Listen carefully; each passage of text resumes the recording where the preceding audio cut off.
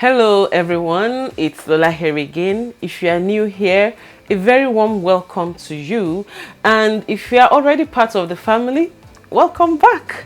So today, as you can see, I'm not doing any cooking.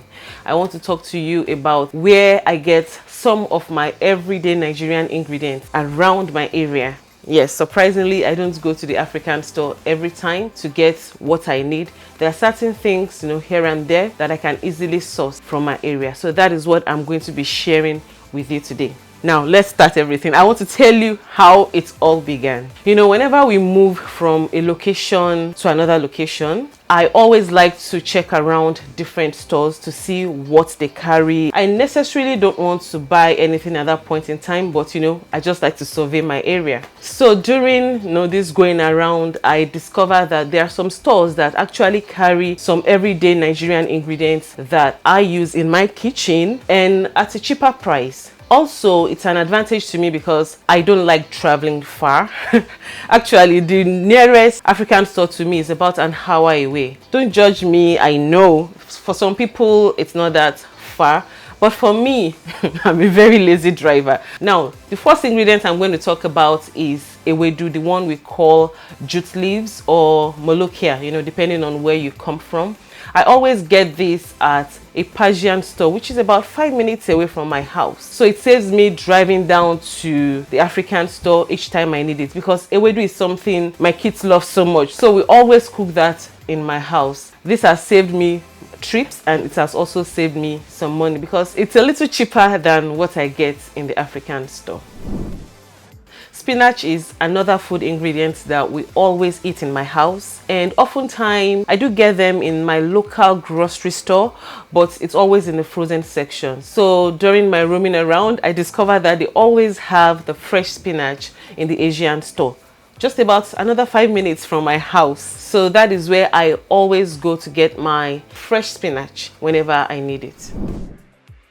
I know plantains are everywhere. You get them almost at every local grocery store. However, I like to source my plantains from ethnic stores like the Persian stores, Asian stores, or Indian stores. And the reason is because it's a little cheaper in those stores, and I kind of like the quality of what they carry compared to my local grocery store.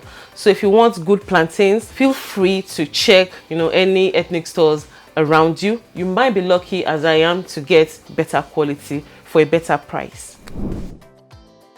I always use tomatoes, peppers, and onions almost every day in my house. And in order to save on that, I also turn to the ethnic stores. And my to-go place is the Persian store. And sometimes I also get good deals at the Indian store. For example, a box of big tomatoes is sometimes sold for about 99 cents in my local Persian store, which is a very good bargain. I can never find that price in my local grocery, never. And some people are lucky, they say they find good prices like that also at flea market. If you are lucky with that, good luck. But I've been to the flea market several times. I have not been so lucky with my peppers, tomatoes, and onions. Also, the reason why I like to source it at ethnic stores is because sometimes they carry the variety of bell peppers I'm used to back at home. These bell peppers are not so sweet. They are kind of piquant, and that is the exact taste I like in my soups and stews. However, if I don't find the exact one, I go for the regular sweet ones. Yes, I use that as well if that is what I can find. I also source my okra in ethnic stores. I like to go to the Indian store, Persian store, or even the Asian store for my okra. I know some local grocery stores also carry okra, but oftentimes they've always overstayed on their shelves, and it's a little bit more expensive than what I get in my ethnic stores. So I always turn to my ethnic stores for fresh okra and good price. Cassava is also one ingredient I like to cook every now and then. And I know that cassava is being sold in the local grocery store, but I prefer to go for that in my Persian store or the Indian store close to me. And the reason is because in these stores, it's a little bit fresher than what I get in my local grocery store for reasons I can't explain. Though the price is kind of the same, but I prefer the freshness that comes with the one I get in my Persian store or my Indian store. Garden eggs are something I eat every once in a while, and the exact one I grew up with is being sold at the Indian store close to my place. So if you are looking for that exact garden egg we grew up with in Nigeria, feel free to check any Indian stores close to your house. You might be lucky to get some. All of you know I cook very well, so sometimes I need bulk spices. When I do need them, I like to turn to my Indian stores. They have this aisle that is filled with different spices, even ones that I'm never familiar with. But that is where I get my bulk curry powder, thyme, bay leaves, cinnamon, and name it. So if you need bulk spices, feel free to check any Indian store close to you. You might be lucky as well to find some. I always have rice in my house, and where I source my rice is from the Indian store. They have this large aisle filled with different types of rice, from the white rice to brown rice, basmati rice, parboiled rice. But my to-go rice is the parboiled rice, the basmati rice, and sometimes the brown rice. And I know some of you have been asking me the type of basmati rice I use. I use the Seller brand. It's really good for your jollof rice, even your white rice. So that is my to-go place for getting my rice. I love fish so much, and I source that from the Asian store. They have this large aisle filled with different types of fish, from mackerel to tilapia to catfish, name it.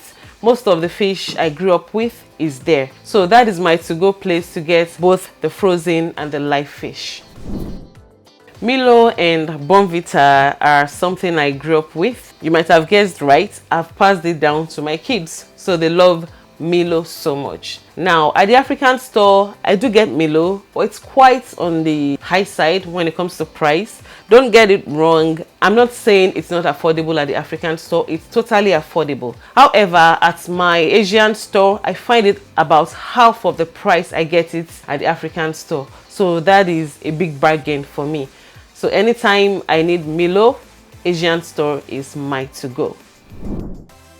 I also get different types of snacks that I grew up with in some of these stores. For example, tamarind, I get that from the Persian store. Raw peanuts, I get that from the Indian stores. Chin chin, surprisingly, I get that from the Indian stores. They have variety of chin chin ranging from the sweet one to the savory ones. So good. So whenever I don't feel like making chin chin, that's where I go to. Digestive biscuits and shortbread biscuits. These two are my favorite biscuits growing up, and I also get that from the Persian store or the Indian store as well. My latest find is the African yam. I was shopping at Walmart last week, and surprisingly, I saw yams.